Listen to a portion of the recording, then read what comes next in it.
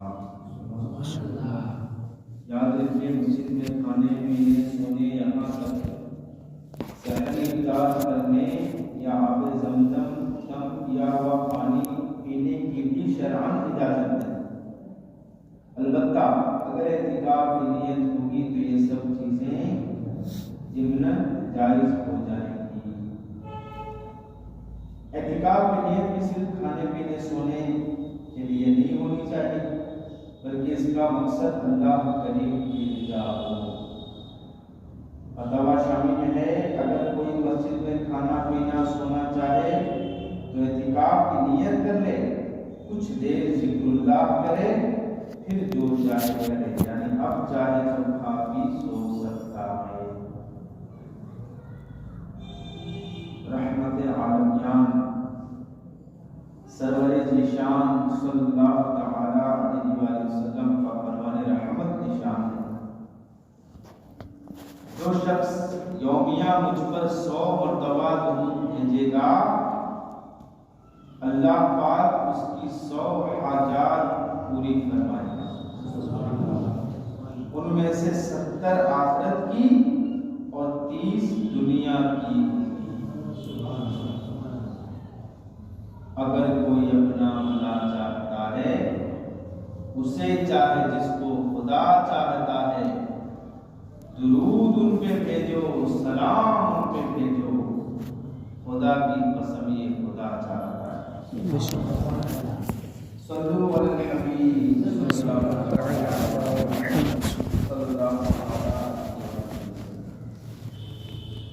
اچھی سی نیت فرمائیے۔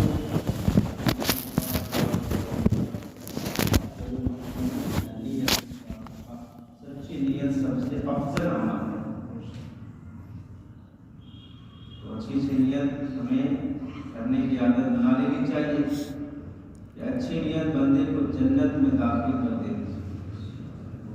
آئیے اچھی نیت کریے، اللہ تعالیٰ کی رضا پانے ثواب کمانے کے لیے اجتماع پاک میں شریک رہوں گا انشاءاللہ۔ جو کچھ بھی سیکھوں گا اس پہ عمل کرنے کی کوشش کروں گا اور دوسروں تک بھی پہنچانے کی کوشش کروں گا۔ دعوت اسلامی کے ہفتہ سنتوں پر اجتماع میں ہر ہفتے الگ الگ موضوع پہ بیانات ہوتے ہیں۔ اگر آپ ہفتہ اجتماع میں آنے کے پابند بن جائیں تو ہر ہفتے بہت کچھ الگ الگ موضوع پہ سن کر سیکھنے کی ہم کوشش کریں، تو اس کی برکتیں بہت ہیں۔ آج کا جو ہمارا موضوع ہے شرم و حیا اور سوشل میڈیا کا غلط استعمال کے نقصانات انشاءاللہ آج بھی سنیں، تو نہایت توجہ کے ساتھ آپ اس بیان کو سنیں۔ نگاہ نہیں دیجیے، ادھر ادھر دیکھتے ہوئے خیالی میں سننے سے اس کی برکتیں ظاہر ہونے کا اندیشہ ہے۔ توجہ سے بیان سنیں گے تو بہت کچھ سیکھنے کا موقع ملے گا۔ صلو علی الحبیب صلی اللہ علیہ وسلم۔ پیارے پیارے اسلامی بھائیوں، اسلام میں شرم و حیا کو بہت اہمیت دی گئی ہے۔ حیا کی اہمیت کو اجاگر کرتے ہوئے شرم و حیا کا درس دینے والے آقا صلی اللہ تعالی علیہ وسلم نے فرمایا، ایمان کے 70 سے زائد حصے اور حیا ایمان کا ایک حصہ ہے۔ حکیم الامت حضرت مفتی احمد یار خان نعیمی رحمۃ اللہ علیہ لکھتے ہیں، صرف ظاہری نیکیاں کر لینا اور زبان سے حیا کا اقرار کرنا پوری حیا نہیں، بلکہ ظاہری اور باطنی اعضاء کو گناہوں سے بچانا حیا ہے۔ چنانچہ سر کو غیر خدا کے سجدے سے بچائے، اندرون دماغ کو دکھاوے اور تکبر سے بچائے، زبان، آنکھ اور کان کو ناجائز بولنے دیکھنے سننے سے بچائے، یہ سر کی حفاظت ہے۔ اسی طرح پیٹ کو حرام کھانے سے، شرمگاہ کو بدکاری سے، دل کو بری خواہشوں سے محفوظ رکھے، یہ پیٹ کی حفاظت ہے۔ حق یہ ہے کہ یہ نعمتیں رب کریم کی عطا सखा यानी निगाह करम से नसीब हो सकती है। ये हया, शर्म हया, जिसे ये नसीब हो जाए, जिसे ये नेमत मिल जाए, और इस नेमत को जो लेने में कामयाबी हासिल कर ले, दुनिया में अपने माशरे में बेहतरीन शख्स बन गए और दुनिया का बेशुमार फवाइद हासिल करने में कामयाब हो जाता है। जो शर्म हया का पैकर बन जाए, प्यारे आका सल्लल्लाहु अलैहि वसल्लम की सुन्नत को अपना ले, तो आखिरत में उस पर कब्र भी बेहतर बन जाती है। तो आए इस मौजू को हम सुने भी और अच्छी अच्छी नियतें करते जाएं, अल्लाह से दुआ भी करें, अल्लाह ताला हमें शर्म और हया का पैकर बना दे। सल्लल्लाहु अलैहि वसल्लम। हया क्या है? आइए सुनते हैं। याद रहे, हया एक ऐसी खूबी है जो इंसान को बुरे कामों से रोकती है। कितनी बड़ी बात है, बुरे कामों से ये हया रोक देती है। अगर हया को कोई अपना लेना तो कई बुराइयों से रुकने में कामयाबी हासिल करता है। अल्लाह पाक ने बंदों के जाहिर व बातिन को सुथरा फरमाने वाले आका सल्लल्लाहु अलैहि वसल्लम का फरमाने वास्ता है, तुझे हया नहीं तो तू जो चाहे कर। प्यारे आका ने फरमाया, अगर तुझे हया नहीं तो तू जो चाहे कर। अमीर सुन्नत दामद बरकात आलिया फरमाते हैं, ये प्यारे आका सल्लल्लाहु अलैहि वसल्लम का फरमान डराने और खौफ दिलाने के लिए है कि जो चाहे करो, जैसा करोगे वैसा भरोगे। बुरा बेहयाई वाला काम करोगे तो उसकी सजा पाओगे। किसी बुजुर्ग ने अपने बेटे को नसीहत फरमाई, जिसका खुलासा है, जब गुनाह करते हुए तुझे आसमानों जमीन में से किसी से शर्म व हया ना आए तो तू अपने आप को चौपायों में शुमार कर। जब गुनाह करते हुए तुझे शर्म व हया ना आए, ना आसमान वालों से ना जमीन वालों से, तो तू अपने आप को चौपायों में शुमार कर। चौपाए जो होते हैं उनके अंदर शर्म हया नहीं, तो जहां जाते हैं ना वो मारते फिरते।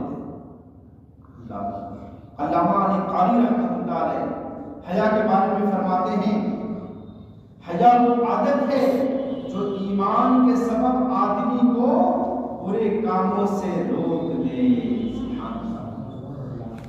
अल्लाह ताला हमें हया नसीब। हया के अहकाम सुनिए। बुखारी शरीफ की शरह लिखने वाले हजरत अल्लामा मौलाना मुफ्ती मोहम्मद शरीफुल हक अमजदी रहमतुल्लाह अलैह फरमाते हैं, हया कभी फर्ज है कभी वाजिब होता है। जैसे किसी हराम और नाजायज काम से हया करना, ये फर्ज वाजिब। कभी मुस्तहब जैसे मकरूह तंजीही से बचने में हया, ये मुस्तहब। और कभी मुबाह यानी जायज काम, जैसे किसी मुबाह शरई यानी वो काम जिसे शरीयत ने जायज करार दिया है, उसको करने से हया करना ये मुबाह है। प्यारे प्यारे इस्लामी भाइयों, हया को आम करने में माहौल और तरबियत का बहुत अमल दखल है। हया की खुशबू से मामूर माहौल नसीब हो जाने की सूरत में हया को खूब निखार मिलता है, जबकि बेहया लोगों की सुहबत दिल और दिमाग की पाकीज़गी छीन कर बेशरम बना देती है। फिर बंदा बेशुमार गैर अखलाकी और नाजायज कामों में मुब्तला हो जाता है। ये हया ही की नेमत तो थी जो बुराइयों और गुनाहों से रोकती थी। जब हया ही ना रही तो अब बुराई से कौन रोके। बहुत से लोग ऐसे होते जो बदनामी के खौफ से शर्मा कर बुराइयां नहीं करते, मगर जिन्हें बदनामी की परवाह नहीं होती, ऐसे बेहया लोग हर गुनाह कर गुजरते।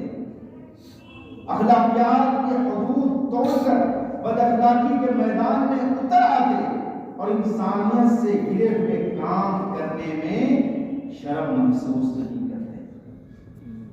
जबकि अल्लाह वाले न सिर्फ शर्म और हया के पैकर होते हैं, बल्कि शर्म और हया उनकी नस नस और रग रग में समाई होती है। आइए तरगीब के लिए अल्लाह पाक की अता से غیب کی خبریں بتانے والے رسول صلی اللہ تعالیٰ علیہ وسلم کے پیارے صحابی اور تیسرے خلیفہ حضرت عثمان غنی رضی اللہ تعالیٰ عنہ کی شرم و حیا کا ایک ایمان افروز واقعہ سنتے ہیں کیسے حیا کرام تھے عثمان غنی رضی اللہ تعالیٰ. حضرت عائشہ صدیقہ رضی اللہ تعالیٰ عنہ فرماتی ہے کہ ایک روز بے مثال حسن و جمال والے نبی صلی اللہ تعالیٰ علیہ وسلم اپنے مکان عالی شان میں لیٹے ہوئے تھے اور آپ صلی اللہ علیہ وسلم کی پنڈلی مبارک سے کپڑا ہٹا ہوا یعنی تہبند کے اوپر جو کپڑا ہوتا ہے وہ تھوڑا سا ہٹا ہوا. اب اتنے میں امیر المومنین حضرت ابوبکر صدیق رضی اللہ تعالیٰ عنہ آئے اور انہوں نے حاضری کی اجازت چاہی. امیر المومنین صدیق اکبر رضی اللہ تعالیٰ عنہ سے محبت فرمانے والے آقا صلی اللہ علیہ وسلم نے ان کو بلایا اور وہ اندر آ گئے مگر آسمانوں کے سیر فرمانے والے آقا صلی اللہ علیہ وسلم اسی طرح لیٹے رہے اور گفتگو فرماتے رہے. اس کے بعد حضرت عمر رضی اللہ تعالیٰ عنہ بھی آ گئے. انہوں نے اندر آنے کی اجازت طلب کی. فاروق اعظم رضی اللہ تعالیٰ عنہ پر کرم فرمانے والے آقا صلی اللہ علیہ وسلم نے ان کو بھی اجازت دے دی اور وہ بھی اندر آ گئے. لیکن آپ صلی اللہ علیہ وسلم اپنے انداز میں اسی طرح پہلے کی طرح لیٹے رہے. پھر دائی حلیمہ رضی اللہ تعالیٰ عنہ کی قسمت چمکانے والے رسول صلی اللہ علیہ وسلم کہ تیسرے خلیفہ حضرت عثمان غنی رضی اللہ تعالیٰ عنہ آگئے. آپ رضی اللہ تعالیٰ عنہ کے اندر آپ رضی اللہ تعالیٰ عنہ نے اندر آنے کی اجازت چاہی تو رب کریم سے نعمتیں دلوانے والے آقا صلی اللہ علیہ وسلم اٹھ کر بیٹھ گئے اور کپڑوں کو درست کر لیا. سبحان اللہ.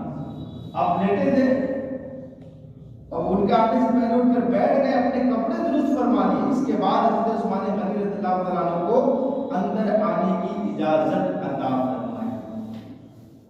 ام المومنین حضرت عائشہ صدیقہ رضی اللہ تعالیٰ عنہ فرماتی ہیں جب یہ لوگ چلے گئے تو میں نے مظلوموں کی حمایت کرنے والے نبی صلی اللہ علیہ وسلم سے پوچھا یا رسول اللہ صلی اللہ علیہ وسلم کیا وجہ ہے کہ میرے والد محترم صدیق اکبر رضی اللہ تعالیٰ عنہ آئے تو آپ پہلے کی طرح لیٹے رہے. پھر فاروق اعظم رضی اللہ تعالیٰ عنہ آئے مگر آپ پہلے کی طرح لیٹے رہے اور حرکت بھی نہیں فرمائی. لیکن جب عثمان غنی رضی اللہ تعالیٰ عنہ آئے تو آپ ٹھیک ہو کر بیٹھ گئے اور کپڑوں کو درست کر لیا. حضرت عائشہ صدیقہ رضی اللہ تعالیٰ عنہ کے اس سوال کے جواب میں ہم گناہگاروں کی شفاعت فرمانے والے رسول صلی اللہ علیہ وسلم نے ارشاد فرمایا کیا میں اس شخص سے حیا نہ کروں جس سے فرشتے بھی حیا کرتے ہیں. کیا بات ہے عثمان غنی رضی اللہ تعالیٰ بیان کرتا حدیث پاک میں کپڑا ہٹنے کا ذکر ہے. اس کی وضاحت کرتے ہوئے حکیم الامت مفتی احمد یار خان نعیمی فرماتے ہیں رحمۃ اللہ اس کا مطلب یہ نہیں کہ رام بالکل ننگی تھی. یہ مطلب ہے کہ اس جگہ سے قمیض ہٹی ہوئی تھی تہبند اسی جگہ پر ہے. ہمارے پیارے پیارے عاشقان صحابہ و اہل بیت امیر المومنین حضرت عثمان غنی رضی اللہ تعالیٰ عنہ کی شرم و حیا میں بھی کیا کہنے کہ امت کو خوشخبریاں سنانے والے آقا صلی اللہ علیہ وسلم بھی آپ سے حیا فرماتے ہیں. آپ رضی اللہ تعالیٰ عنہ نہایت بہترین خوبیوں والے تھے. یہاں تک کہ زمانے جاہلیت میں بھی آپ رضی اللہ تعالیٰ عنہ کئی برائیوں سے دور رہتے ہیں. آپ رضی اللہ عنہ خود اپنے بارے میں فرماتے ہیں کہ میں نہ کبھی فضول اشعار گنگنائے اور نہ ہی ان کی تمنا کی. زمانہ جاہلیت اور زمانہ اسلام دونوں میں کبھی شراب نہ پی اور جب سے میں نے نکلے حسن و جمال والے آقا صلی اللہ علیہ وسلم سے قائد کی ہے تب سے اپنے سیدھے ہاتھ سے اپنے شرمگاہ کو نہیں چھوا. اللہ کتنی شرم حیا. یعنی زمانہ جاہلیت سے مراد اسلام سے پہلے کا زمانہ اس میں بھی آپ جو ہے اس طرح کے خرافات سے بچے. اے عاشقان رسول غور کیجیے کیجیے کہ جب ایک صحابی رسول کی شرم و حیا کا عالم یہ ہے تو خود شرم و حیا فرمانے والے آقا صلی اللہ علیہ وسلم کی حیا کا عالم کیا ہوگا؟ دلوں کو اطمینان بخشنے والے آقا صلی اللہ علیہ وسلم کی شرم و حیا کے متعلق مشہور صحابی رسول حضرت ابو سعید خدری رضی اللہ عنہ فرماتے ہیں بہترین خوبیوں والے رسول صلی اللہ علیہ وسلم اس سے بھی زیادہ حیا والے تھے جیسے کنواری لڑکی اپنے پردے میں شرمیلی ہوتی، اس سے بھی زیادہ پیارے آقا صلی اللہ علیہ وسلم شرم و حیا والے وضاحت کرتے ہوئے فرماتے ہیں کہ جیسے لڑکی کی جب شادی کے دن آتے ہیں نا قریب تو بہت زیادہ شرم آتی ہے، کسی سے کھل کے بات نہیں کرتی، اپنے آپ کو پردے میں کر لیتی ہے، چھپ گھر والوں سے بھی چھپ چھپ کے رہتی ہے، کسی سے کھل کے بات نہیں کرتی، بہت زیادہ شرمندی ہو جاتی ہے اس وقت۔ پیارے آقا صلی اللہ علیہ وسلم اس سے بھی زیادہ شرم و حیا والے تھے۔ صلو علی الحبیب صلی اللہ تعالی علی محمد صلی اللہ تعالی علیہ وآلہ وسلم۔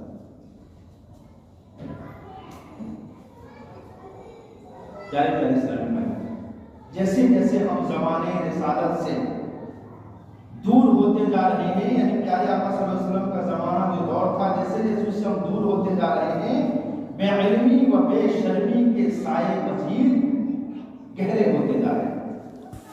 دیگر برائیوں کے ساتھ ساتھ بے پردگی، بے حیائی اور بدنگاہی کی تباہ کاریوں نے ہمارے معاشرے کو تباہی و بربادی کے کنارے پر لا کر کھڑا کیا۔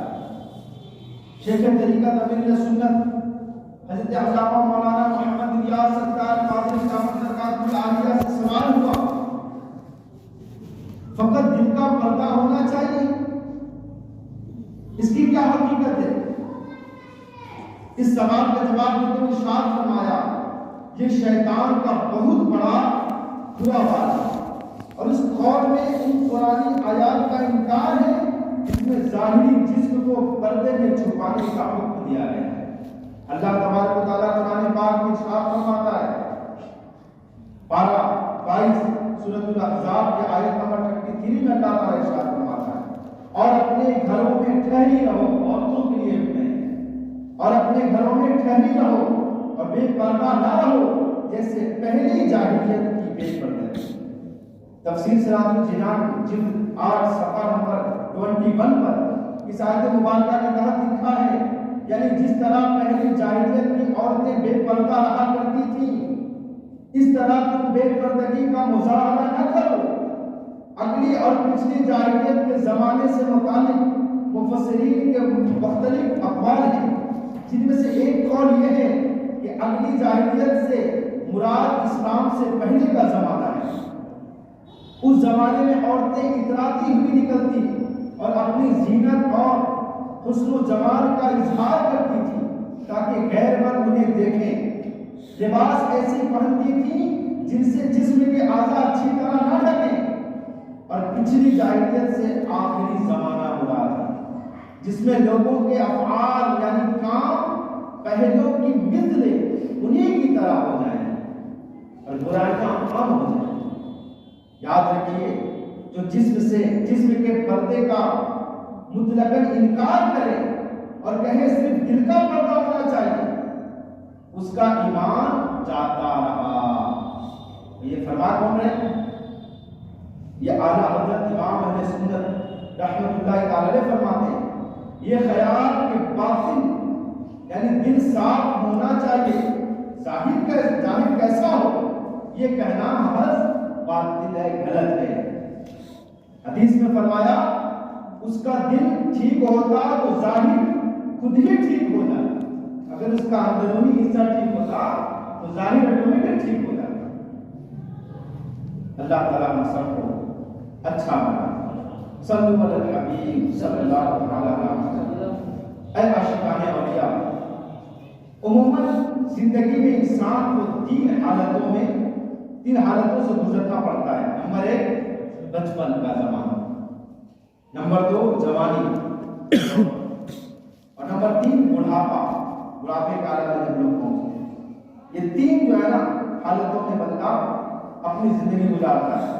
بچپن میں انسانی طبیعت کھیل کود کی جانب مائل ہوتی ہے، بڑھاپے میں اعضاء کمزور پڑ جاتے ہیں، بیماریاں پھیلنے کی، گناہ کی جانب رغبت کم اور عبادت کی طرف رغبت زیادہ ہو جاتی ہے۔ آٹومیٹک جگہ کے اس عمر میں لوگ مسجد کو جانا آنا جانا شروع کرتے ہیں، عبادت کی طرف راغب ہو جاتے ہیں، جبکہ جوانی زندگی کا وہ اہم دور ہے کہ جس میں انسانی طبیعت پر نفسانی خواہشات کا غلبہ زیادہ ہوتا ہے۔ چونکہ زندگی کے اس حصے میں جسم کے اعضاء سلامت و تندرست ہوتے، طاقت کے ساتھ رہتے ہیں، لہذا ہماری نوجوان نسل اپنے زندگی کے حقیقی مقصد کو بھول جاتے ہیں اس جوانی کی وقت میں، اور زندگی کے قیمتی لمحات کو رضا الہی کے کاموں میں گزارنے کے بجائے بے حیائی کے کاموں میں برباد کر ڈالتے ہیں۔ لہذا بالخصوص نوجوان نسل کو چاہیے کہ وہ اپنے آپ کو بے حیائی کی تباہ کاریوں سے بچانے کے لیے بزرگان دین رحمہ اللہ تعالیٰ علیہ مجمعین کی سیرت کو اپنائیں کہ ان حضرات نے کس خوبصورت انداز میں جوانی کی قیمتی لمحات کو گزارا ہے۔ بھری جوانی میں بھی وہ حضرات حیا کا دامن مضبوطی سے تھامے رکھا اور اس کے بدلے میں اللہ پاک کی بارگاہ سے انعام و اکرام کے حقدار قرار پائے۔ وہ اپنی جوانی کو نیکیوں میں گزارے، اپنے جوانی کو عبادتوں میں گزارے، مسجد کو اپنا ٹھکانہ بنایا، تہجد کا اپنا معمول بنا لیے۔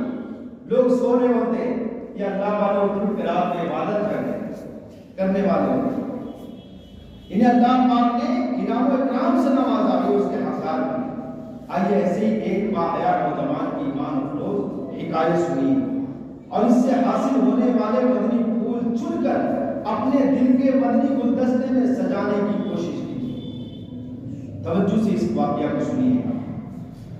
امیر المومنین حضرت عمر فاروق اعظم رضی اللہ تعالیٰ عنہ کے زمانے مبارکہ میں ایک نوجوان بہت پرہیزگار اور عبادت والا تھا، بہت زیادہ عبادت کرنے والا تھا۔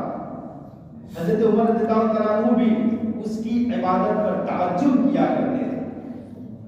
وہ نوجوان نماز عشاء مسجد میں ادا کرنے کے بعد اپنے بڑے باپ کی خدمت کرنے کے لیے جایا کرتا تھا۔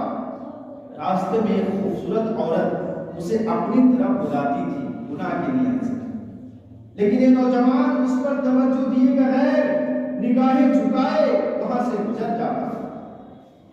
آخر کار یہ سلسلہ چلتا رہا، وہ عشاء پڑھتا اور نگاہیں نیچی کیے وہاں سے گزر جاتا، لیکن وہ عورت گناہ کی دعوت روزانہ اسے دیتی۔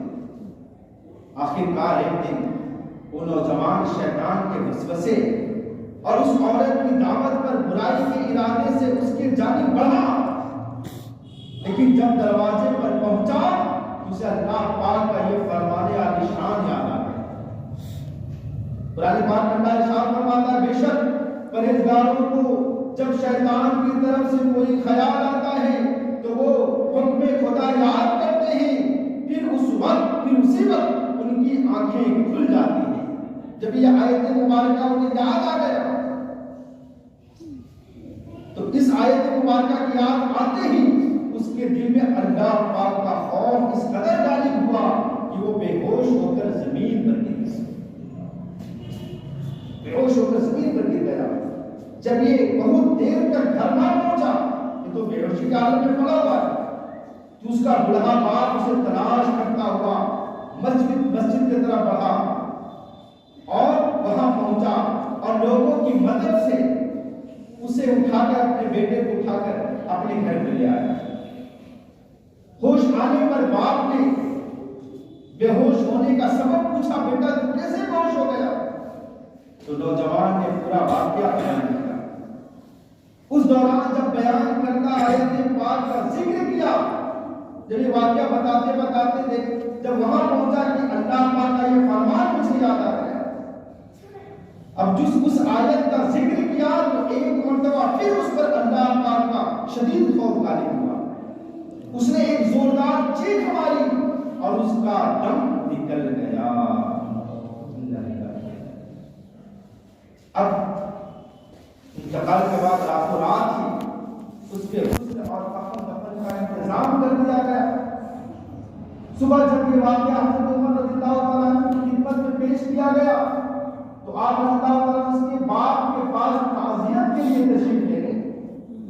آپ رضی اللہ تعالیٰ عنہ نے اس سے فرمایا ہمیں رات کو ہی اطلاع کیوں نہیں دی، ہم بھی جنازے میں شریک ہو جاتے۔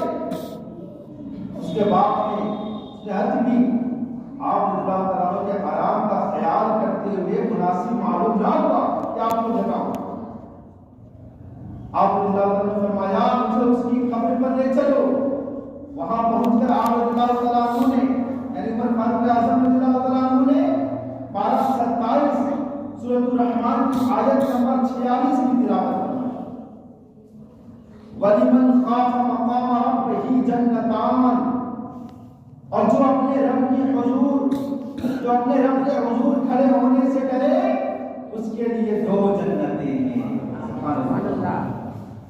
اب جب یہ قرآن آیات آپ نے پڑھی تو قبر میں سے اس نوجوان نے بلند آواز کے ساتھ پکار کر کہا اے مومنوں کے امین، بے شک میرے رب کریم نے مجھے 2 جنتیں عطا فرمائی ہیں۔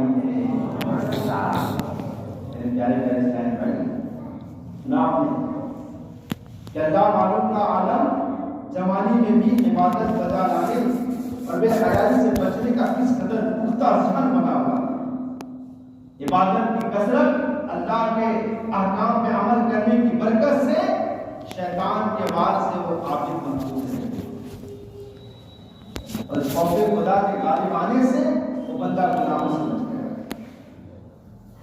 وہ جوانی میں بھی اکثر اوقات عبادت الہی اور والدین کی خدمت میں گزارتے تھے۔ یہ حضرات شیطانی چالوں سے ہر دم ہوشیار رہتے تھے، اسی وجہ سے گناہ پر قدرت کے باوجود بھی یعنی گناہ کرنے کی مواقع ملنے کے باوجود بھی اپنے نگاہوں کی حفاظت کرتے اور اپنا پاک دامن بے حیائی والے کاموں سے داغدار ہونے سے بچایا کرتے تھے۔ یاد رکھیے شیطان مسلمانوں کا کھلا دشمن ہے، اس کی پوری کوشش ہوتی ہے کہ کسی طرح مسلمانوں کو نیک لوگوں کے راستے سے ہٹا کر برائیوں کے راستے پر لگا دے تاکہ معاشرے سے حیا کا وجود مٹ جائے اور بے حیائی بے شرمی و بے حیائی زیادہ سے زیادہ عام ہوتی چلی جائے۔ لہذا ہر عقل مند کو چاہیے کہ اللہ والوں کے دامن کرم کو مضبوطی سے تھامے رکھے، شیطانی لعین کے خلاف جنگ جاری رکھے، ہرگز شیطان کے بہکاوے میں نہ آئے اور شیطان مردود کی چالوں سے بچنے کے لیے ایسے عاشقان رسول کے ساتھ وقت گزارنے کی کوشش کرے جو اسے نفس و شیطان کی چالوں سے باخبر کرتے رہیں۔ پیارے پیارے محترم اسلامی بھائی، شرم و حیا کا پیکر بننے، نیکیاں کرنے، گناہوں سے بچنے اور نیک مسلمان کی صحبت پانے کے لیے عاشقان رسول کے دینی تحریک، دعوت اسلامی کے دینی ماحول سے ہر دم وابستہ رہے، ہمیشہ کے اس نیک ماحول سے وابستہ ہو جائے اور ذیلی حلقے کے 12 دینی کاموں میں بڑھ چڑھ کر حصہ لیجیے۔ دعوت اسلامی کے 12 دینی کاموں میں سے ایک دینی کام نیک اعمال کا رسالہ پورا کرنا ہے۔ 72 نیک اعمال کا رسالہ پھر سنت نے عطا فرمایا مسلمانوں کے لیے۔ اس کے مطابق اگر کوئی عمل کرے بندہ نیکوکار ہو جائے۔ شیخ طریقہ تقریر سنت دامن برکات العالیہ نے اس رسالے میں جو نیک اعمال بصورت سوالات عطا فرمائے ہیں، دراصل یہ تقوی و پرہیزگاری اور شرم و حیا پانے کی پہلی سیڑھی ہے۔ ان نیک اعمال پر عمل کرنے سے آپ اپنے اندر واضح تبدیلی محسوس کریں گے۔ انہی نیک اعمال میں سے ایک نیک عمل نمبر 11 یہ ہے، سوال ہے راستے میں چلتے ہوئے یا کار یا بس وغیرہ میں سفر کے دوران خود کو فضول نگاہی سے بچاتے ہوئے کیا آج آپ نے نگاہیں نیچی رکھی اور بلا ضرورت ادھر ادھر دیکھنے سے اپنے آپ کو بچایا؟ یہ سوال ہے اور یہ روزانہ پوری کرنا ہوتا ہے، اس سوال کو روزانہ پڑھنا ہوتا ہے۔ تو اگر اس سوال کو ہم روزانہ پڑھے، جو بھی بندہ روزانہ پڑھے، ایک نہ ایک دن اس کو اس سے بچنے کا ذہن بن جائے اور بچنے میں کامیاب ہو جائے۔ پیارے اسلامی بھائی، بدنگاہی انسان کے بدکاری میں مبتلا کرنے کا بہت بڑا ذریعہ ہے۔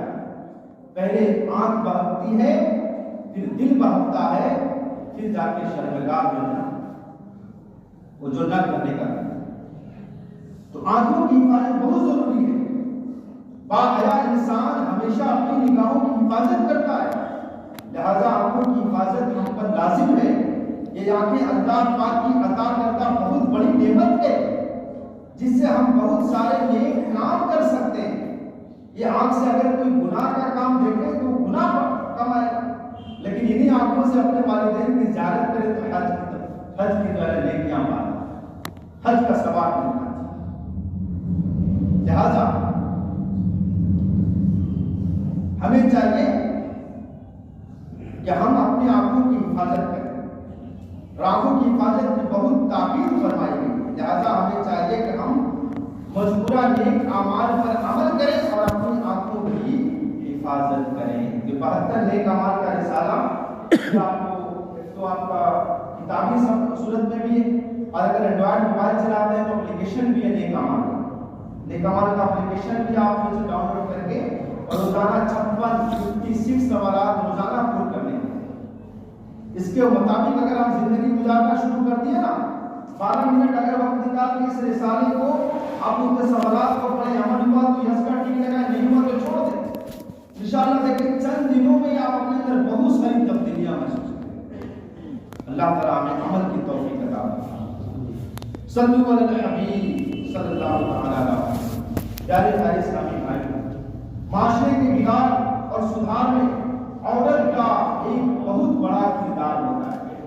اب یہاں پہ اسلامی بہنیں تو نہیں اجازت کے لیے، لیکن ہمارے گھر میں تو اسلامی بہنیں، آج اس کو سنیں اور اس کو ہم اپنے گھر میں نافذ کرنے کی کوشش کریں گے۔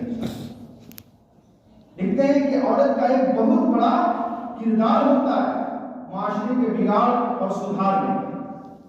مثلا اگر عورت نیک پرہیزگار اور حیا کرنے والی ہوگی تو یہی خوبیاں ان کی نسلوں میں بھی منتقل ہوگی۔ لہذا عورتوں کو چاہیے کہ وہ ناجائز فیشن اپنائیں، بلا ضرورت شاپنگ سینٹر، بازاروں، مخلوط تفریح گاہوں، مخلوط تعلیمی اداروں اور بے حیائی کے مقامات کی زینت بننے کے بجائے امہات المؤمنین رضی اللہ تعالیٰ عنہن اجمعین اور ہر عیب سے پاک نبی صلی اللہ علیہ وسلم کی شہزادیوں رضی اللہ تعالیٰ عنہا کی پاکیزہ سیرت اور کردار سے سبق حاصل کرتے ہوئے چادر اور چار دیواری میں رہنے کی اپنی عادت میں شامل کریں، کیونکہ یہ وہ مقدس رسمیاں ہیں جن میں حیا کا مادہ کوٹ کوٹ کر بھرا ہوا ہوتا ہے۔ خصوصاً مکہ شریف کو اپنے مبارک وجود سے شرف بخشنے والے نبی صلی اللہ علیہ وسلم کی لاڈلی شہزادی خاتون جنت رضی اللہ تعالیٰ عنہا کی حیا کا عالم تو انتہائی قابل دین اور لائق تقلید ہے۔ آئیے شہزادی کونین سیدہ بی بی فاطمہ رضی اللہ تعالیٰ عنہا کی بے مثال شرم و حیا پر مشتمل ایک ایمان افروز حکایت سنیے۔ کائنات کو اپنے نور سے چمکانے والے مصطفیٰ صلی اللہ علیہ وسلم کے مثال ظاہری کے بعد حضرت فاطمہ الزہرا رضی اللہ تعالیٰ عنہا پر غم مصطفیٰ کا اس قدر غلبہ ہوا کہ آپ رضی اللہ تعالیٰ عنہا کے لبوں کی مسکراہٹ ہی ختم ہو گئی۔ اپنے مثال ظاہری سے پہلے صرف ایک ہی بار مسکراتی دیکھی ہے۔ اس کا واقعہ کچھ یوں ہے کہ حضرت سیدہ خاتون جنت رضی اللہ تعالیٰ عنہا کو تشویش تھی کہ میں نے عمر بھر تو غیر مردوں کی نظروں سے خود کو بچائے رکھا، اب کہیں بعد وفات میرے کفن میں لپٹی ہوئی لاش پر لوگوں کی نظر نہ پڑ جائے.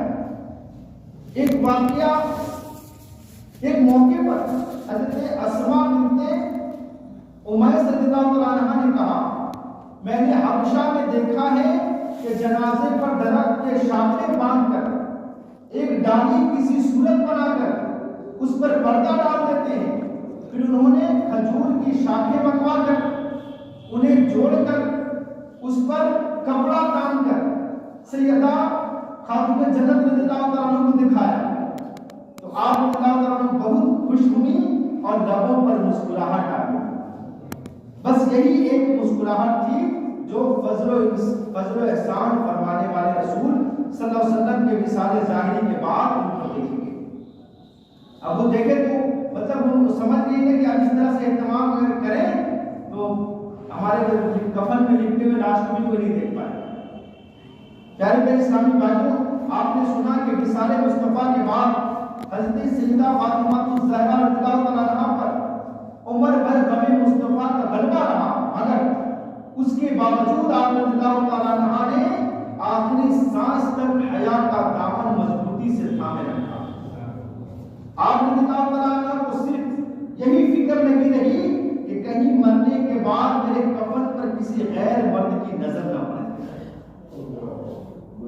اللہ کیسا ذہن تھا. پیارے پیارے اسلامی بھائی، اسی طرح صحابیہ رسول حضرت ام خلاد رضی اللہ عنہ کا واقعہ ہے کہ ایک جنگ میں ان کا بیٹا شہید ہو گیا. آپ رضی اللہ تعالیٰ عنہ ان کے بارے میں معلومات حاصل کرنے کے لیے چہرے پر نقاب ڈالے، پردہ کی حالت میں باقاعدہ رسالت میں حاضر ہوئی. اس پر کسی نے حیرت سے کہا اس وقت بھی آپ نے منہ پر نقاب ڈالا رکھا ہے؟ کہنے لگی میں نے بیٹا ضرور کھویا ہے، حیا نہیں کھوئی. بیٹا ضرور کھویا ہے، حیا نہیں کھوئی. اے عاشقان صحابہ والے بیت، آپ نے سنا کہ بیٹا شہید ہو جانے کے باوجود ام خلاد رضی اللہ تعالیٰ عنہا نے پردہ برقرار رکھا، مگر افسوس اب ہر جگہ بے پردگی اور بے حیائی نے اپنے بیج گاڑ رکھا، اپنے پھندے گاڑ رکھے. یاد رکھیے شیطان یہی چاہتا ہے کہ کسی طرح عورت کو بے پردہ کر کے شرم و حیا کو ختم کر دیا جائے اور مردوں کو بدنگاہی کی آفت پہ ڈال کر انہیں بھی اللہ پاک کی ناراضی اور جہنم کے عذاب کا حقدار بنا دیا جائے. شیطان کا یہی مقصد ہے. حضرت ماں بن یسار رضی اللہ تعالیٰ عنہ سے مروی ہے ہر عیب سے پاک نبی صلی اللہ علیہ وسلم کا فرمان عبرت نشان ہے. تم میں سے کسی کے سر میں لوہے کی کیل ٹھوک دی جائے کہ اس سے بہتر ہے کہ وہ ایسی عورت کو چھوئے جو اس کے لیے حلال نہیں. ایک اور روایت میں تو یہاں تک مروی ہے کہ جس نے کسی غیر عورت سے ہاتھ ملایا تو وہ بروز قیامت اس حال میں آئے گا کہ اس کا ہاتھ آگ کے زنجیر سے گردن میں پڑا. اے میرے محترم اسلامی بھائی، کہیں گناہوں کے سبب، یہ بدنگاہی کے سبب، یہ اس طرح کہ اگر ہم گناہ کرتے کرتے اگر ہم مر گئے اور یہ عذابات ہم یہ مبتلا کر دیا گیا تو ہمارا کیا ہوگا؟ اللہ سے دعا کریں اور اپنی پوری کوشش لگا دیں کہ ہم بے حیائی اور دیگر گناہوں سے بچتے ہوئے زندگی گزاریں. اللہ سے دعا کریں. گناہوں سے ہر دم بچایا الہی، گناہوں سے ہر دم بچایا الہی، مجھے نیک بندہ بنایا الہی، رہوں مست بے خود میں تیری بنا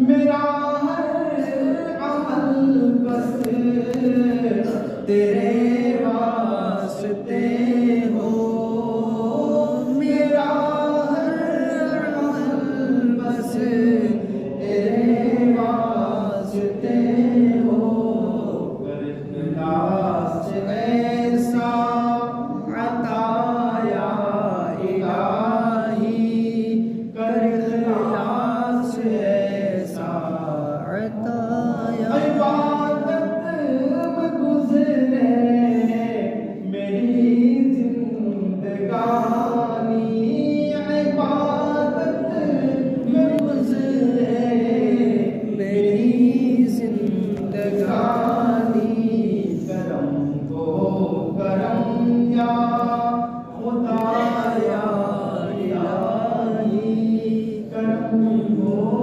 کرم یا خدا یا الہی، آمین بجاہ مولانا صلی اللہ علیہ وسلم، صلو علی الحبیب صلی اللہ علیہ وسلم، صلی اللہ علیہ وسلم۔ پیارے پیارے اسلامی بھائی، سوشل میڈیا کی مثال ایک چھری کی طرح ہے، چھری مطلب چاقو، جس کا صحیح اور غلط دونوں ہی استعمال ہے۔ اس سے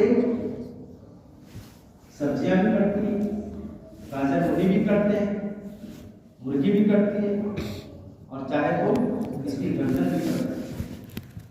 اس کا صحیح بھی استعمال ہو سکتا ہے اور غلط بھی۔ اب ہمارے اوپر ہے کہ ہم اس کا صحیح استعمال کر کے کام لیں یا غلط استعمال کریں۔ مگر افسوس ہمارے معاشرے میں سوشل میڈیا کا غلط استعمال زیادہ ہے۔ اچھا استعمال بھی ہے تو بھی لیکن غلط استعمال اس کا زیادہ ہے، مس یوز اس کا بہت زیادہ ہے۔ سوشل میڈیا پر موجود فحش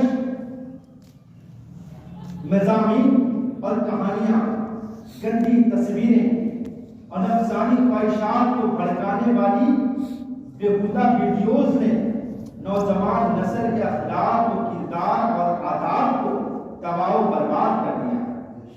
ساری رات سوشل میڈیا پر بڑی بے دردی کے ساتھ اپنا پیسہ اور قیمتی وقت ضائع کرنا، جھوٹ بولنا، لوگوں کو دھوکہ دینا، بلیک میل کرنا جیسی برائیاں ہمارے معاشرے کے نوجوانوں میں بڑی تیزی سے عام ہوتی جا رہی ہیں۔ پہلے تو سوشل میڈیا کا استعمال محدود تھا، مگر جب سے یہ سہولت موبائل پر موجود ہوئی ہے تو چھوٹے عمر کے بچے بھی اس بیماری کا شکار ہو کر اپنا مستقبل ضائع کر رہے ہیں۔ اس بیماری میں مبتلا نوجوان تعلیم سے محروم ہو کر معاشرے میں کوئی اہم مقام پانے کے بجائے اخلاق و تمیز کھو کر معاشرے میں ذلیل و خوار ہوتے نظر آ رہے ہیں۔ آئیے سوشل میڈیا کے چند نقصانات کے بارے میں ہم سنتے ہیں۔ اکتوبر 2017 کے ماہنامہ فیضان مدینہ دعوت اسلامی سایہ کرتی ہے۔ اب کے نیچے بھی چاہیں تو آپ بک کرا کے ایک سال کا 700 روپیہ میں ایک سال کا بک ہو جاتا ہے، آپ کے ایڈریس پہ آپ کے گھر پہ یہ ہر مہینے آتا ہے۔ تو 2017 اکتوبر کے ماہنامہ فیضان مدینہ کے صفحہ نمبر 33 پر لکھا ہے، سوشل میڈیا استعمال کرنے والوں کا گناہوں خصوصاً بدنگاہی سے بچنا بہت مشکل ہے، کیونکہ سوشل میڈیا پر بد مذہب اور بے دین لوگ بھی کثرت سے پائے جاتے ہیں۔ اس لیے بعض اوقات ایک عام مسلمان کا ان کے بہکاروں میں آ کر گمراہ یا بے دین ہونے کا بہت خطرہ ہوتا ہے۔ وہ عام سیدھے سادے جو مسلمان ہوتے ہیں، ارے کتنی اچھی بات کر رہے ہیں، نماز کی بات کر رہے ہیں، قرآن پاک کی بات کر رہے ہیں، ہاں یہ اچھی سویٹ پوائزن والی باتیں سن کر ان کے طرف مائل ہو جاتے ہیں اور اپنے عقیدے کو برباد کرتے ہیں۔ اسی طرح جسمانی نقصانات بھی ہیں۔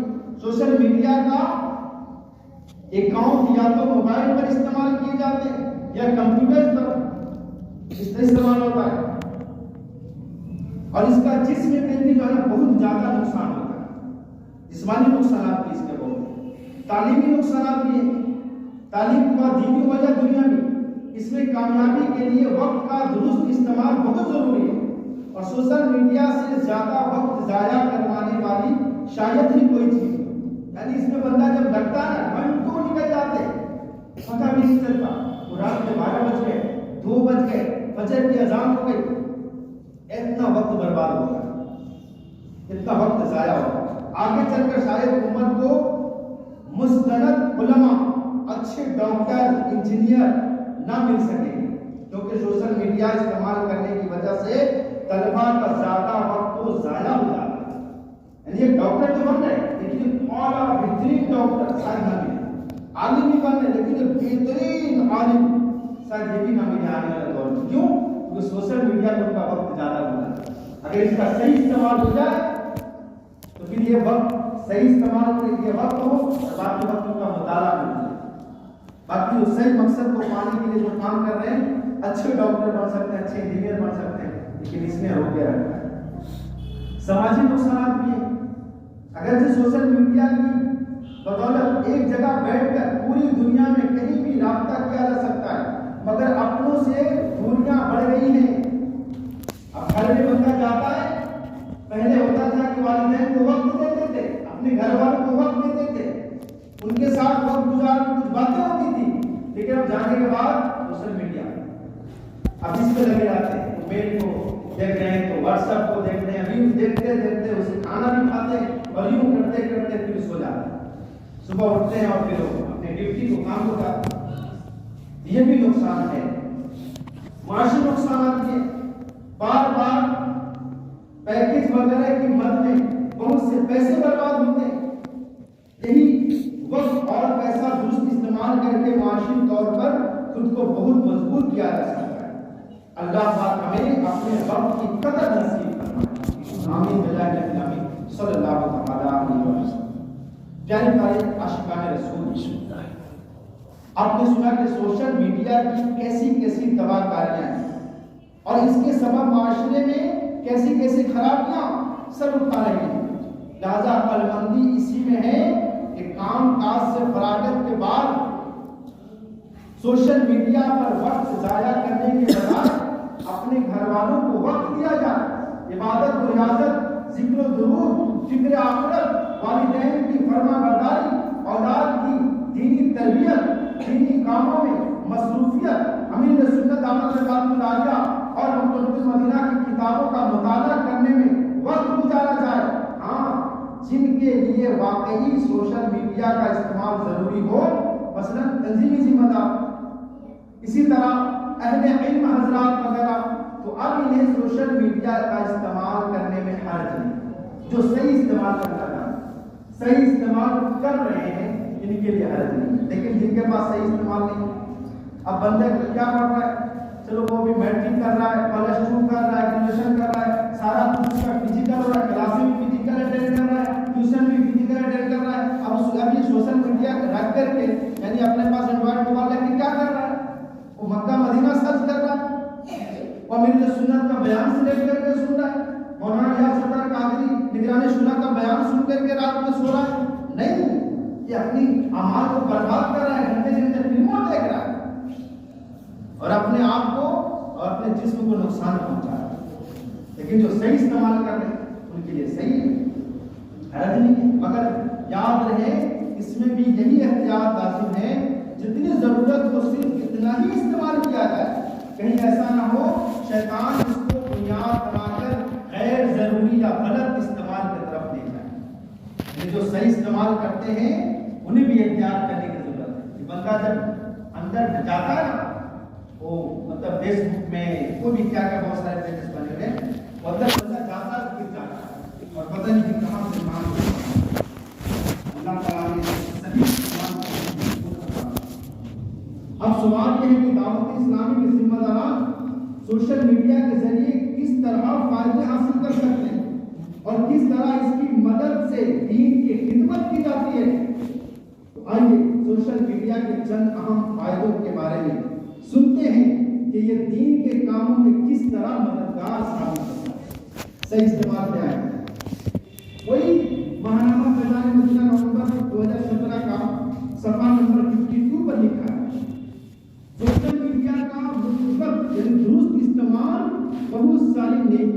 کمانے کا ذریعہ بھی بن سکتا ہے۔ ایک وقت میں بہت سارے لوگوں کو انتہائی کم وقت میں نیکی کی دعوت پیش کی جا سکتی ہے، اور مختلف مقامات پر موجود مختلف لوگوں میں ایک ہی وقت میں بیان کیا جا سکتا ہے۔ جیسے امیر سنت ایک جگہ پر بیٹھ کر وہ مدنی مذاکرہ فرماتے ہیں، اور دنیا کے لاکھوں مقامات پر مدنی مذاکرہ سننے والے علم دین سے آراستہ ہو رہے ہیں۔ یہ سوشل میڈیا کا صحیح استعمال۔ دینی کاموں میں سوشل میڈیا کا ایک اچھا استعمال یہ بھی ہے کہ دینی کاموں کو بہترین بنانے کے لیے الگ الگ جگہ پر موجود ہونے کے باوجود آپس میں آسانی سے مدنی مشورہ کیا جائے۔ دعوت اسلامی سے وابستہ جانتے ہیں، زوم آئی ڈی پہ، اسکائپ پہ، واٹس ایپ گروپ پہ، دیگر بہت سارے جو گروپ ہیں نا، اس کے ذریعے یہ مدنی مشورہ کرتے ہیں اور دینی کام کو پروان چڑھاتے ہیں۔ ایک جگہ آنے سے وقت بھی جاتا، پیسے بھی خرچ ہوتے، لیکن اس کا صحیح استعمال نہیں کرتے۔ اگر یہ صحیح استعمال کریں تو فائدہ ہی فائدہ ہے۔ سوشل میڈیا کے ذریعے دین اسلام کی صحیح اور مستند تعلیمات لوگوں تک پہنچائی جا سکتی ہے۔ دین اسلام کے بارے میں لوگوں میں پائی جانے والے غلط فہمیوں کو فوراً ختم بھی کیا جا سکتا ہے۔ اللہ کرے کہ ہم سب سوشل میڈیا کا صحیح استعمال کرنے والے بن جائیں۔ صلو علی الحبیب صلی اللہ علیہ وسلم۔ اے عاشقان رسول، الحمدللہ دعوت اسلامی اس وقت کم و بیش 80 سے زیادہ شعبہ جات میں دین مدین کی خوب خدمت کر رہی ہے، مصروف ہے، جس میں ایک شعبہ مکتبۃ المدینہ بھی ہے۔ الحمدللہ مکتبۃ المدینہ سے جہاں سنتوں پر بیانات اور میموری کارڈ ہند بھر میں پہنچ رہے ہیں، وہی سرکار اعلیٰ حضرت رحمۃ اللہ تعالیٰ علیہ امیر سنت احمد برکاتہ عالیہ اور المکتوب العلمیہ کی کتابیں بھی لاکھوں کی تعداد میں عوام کے ہاتھوں میں پہنچ کر سنتوں کے مدنی پھول کھلا رہی ہیں۔ الحمدللہ الحمدللہ فیضان امیر سنت کی برکت سے مکتبۃ المدینہ العربیہ بھی قائم ہو چکا ہے، جہاں سے بہت ہی مناسب قیمت میں عربی کتابیں حاصل کی جا سکتی ہیں۔ اللہ کریم مکتبۃ المدینہ کو شاد و آباد رکھے، آمین صلی اللہ علیہ وسلم۔ تو اب کیا نیت بنتی ہے؟ ہم سوشل میڈیا کا صحیح استعمال کریں گے یا غلط استعمال کریں گے، اپنی نیت کا اظہار کرنے کی ضرورت نہیں، لیکن انشاءاللہ کہیں گے اظہار کریں تو شاید اس نیت کو برکت ملے، انشاءاللہ غلط استعمال سے بچیں گے، انشاءاللہ غلط استعمال سے بچنا ہمارے لیے بہت ضروری ہے۔ ایک میں واقعہ سناتا ہوں، ایک گھر میں بڑا شوق ہوا کہ ہمارے گھر میں بھی ایک اینڈرائڈ موبائل ہے، اور وہ جاب کرنے والا ایک اینڈرائڈ موبائل لے کر اپنے گھر میں آیا، لیکن گھر میں چونکہ دینی ماحول تو تھا لیکن اس کے غلط استعمال بھی ہو رہے، آپ بھی سنیں نا۔ اب وہ ایک دن آیا، اس کے گھر میں ان کے بچوں کی امی تھی، بچے تھے، ایک بڑی بچی تھی جو بالغ ہو چکی۔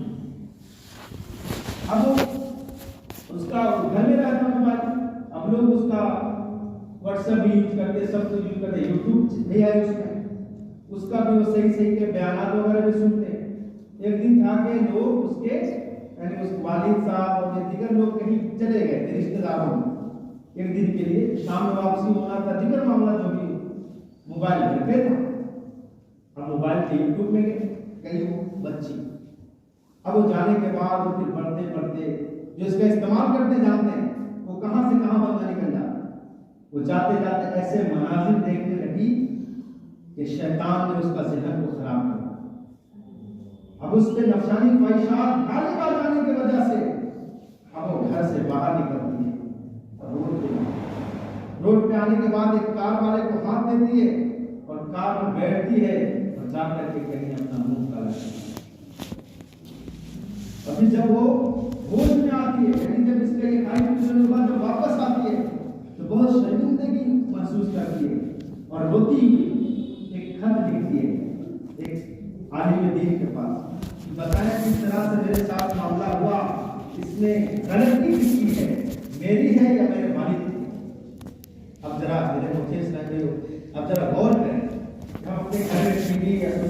یا جو بھی یہ سب اسباب مہیا کرا رہے ہیں اس کا کتنا بڑا نقصان ہو سکتا ہے. آپ نے کیا بولتے ہیں نیوز کے نام پہ کئی چیز دیکھنے کے نام پہ اس الگ الگ لوگوں کو منا دیتے ہیں, اپنے دل کو منا لیتے ہیں اس کام کے لیے نہیں بلکہ اس کام کے لیے ہم اس کو لا رہے ہیں, لیکن اس کا غلط استعمال ہو سکتا ہے کہ نہیں ہو سکتا. اللہ تبارک و تعالیٰ ارشاد فرماتا ہے اپنے آپ اور اپنے گھر والوں کو اس آگ سے بچاؤ جس کے اندر آدمی اور پتھر ہے.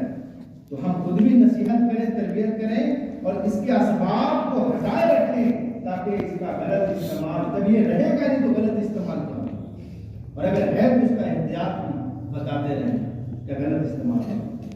تو نیت کریں انشاءاللہ سوشل میڈیا میں غلط استعمال سے ہمیں چاہیے انشاءاللہ. ایک دن مرنا ہے, آپ کی موت ہے, کر لے جو کرنا ہے آپ کی. یہ اگر اپنے نام اعمال کو ہم اسی طرح سے بے حیائی میں برباد کرتے رہے, حیا کو جو ہے نا ہم بالائے طاق رکھ کر بے حیائی کرتے رہے, فلمی ڈرامے دیکھتے رہے, گانے بانے سنتے رہے, بدنگاہی کرتے رہے, بروز قیامت بدنگاہی کرنے والوں کی آنکھ میں آگ کی سلائی چلی ہے. اللہ تعالیٰ ہمیں نیک اعمال کرنے کی توفیق عطا فرمائے. اچھی صحبت کے بارے میں چند مدنی پھول سننے کی سعادت حاصل کریں. دو فرامین مصطفیٰ صلی اللہ علیہ وسلم ملاحظہ کیجیے. آقا صلی اللہ علیہ وسلم نے فرمایا انسان اس کے ساتھ ہوگا جس سے وہ محبت کرے. اب ہمیں کس سے محبت کرنی چاہیے؟ اپنے والدین سے, علماء کرام سے, اچھے لوگوں سے جو دینی ماحول میں رچے بسے ہوتے ہیں, اچھے مبلغین سے محبت کرنی چاہیے, اسی کے ساتھ ہمارا معاملہ. پھر آقا صلی اللہ علیہ وسلم نے فرمایا آدمی اپنے دوست کے دین اور اس کے طور طریقوں پر ہوتا ہے, لہذا ضروری ہے کہ وہ دیکھے کہ کس سے دوستی رکھا ہے. ہمارا دوست دیندار ہے یا دنیا کا, ہمارا دوست نماز کی پابندی کرنے والا ہے کہ نماز کو ترک کرنے والا ہے, ہمارا دوست فلمیں ڈرامے دیکھنے والا ہے, گناہ کرنے والا ہے, یا گناہ سے بچنے کی دعوت دینے والا ہے. جیسی دوستی ہوگی نا ویسا رنگ آئے گا. ہمیں یہ بھی چاہیے کہ ہم اپنے دوست بنائیں تو اچھے لوگوں کو, ان کے ساتھ بیٹھیں تو کچھ نہ کچھ دین کا فائدہ اور دنیا کا فائدہ. لیکن گندے دوست ہوتے ہیں ان کے ساتھ بیٹھنے سے دین کا کیا فائدہ ہوگا بلکہ دنیا کا فائدہ نہیں نقصان ہوگا. گناہوں میں